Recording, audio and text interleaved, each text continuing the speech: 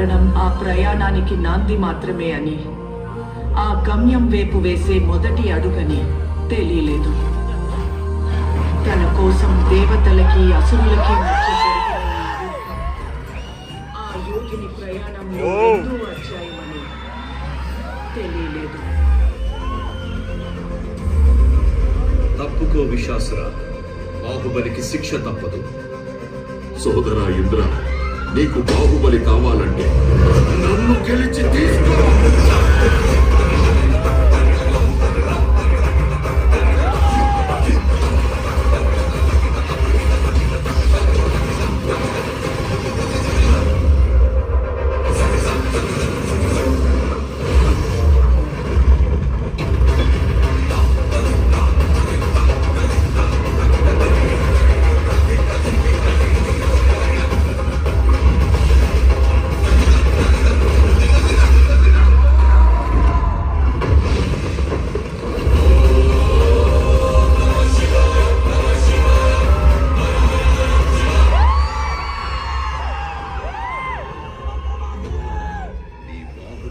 ఎవరు కాపాడతారు ఇప్పుడు?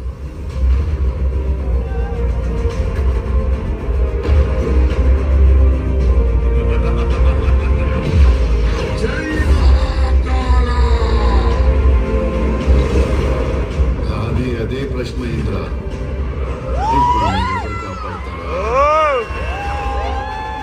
ఈ 14 లోకాల మనుగడ ఒకే ఒక మానవుడి చేతిలో. ఆ శక్తి పేరే బాహుబలి.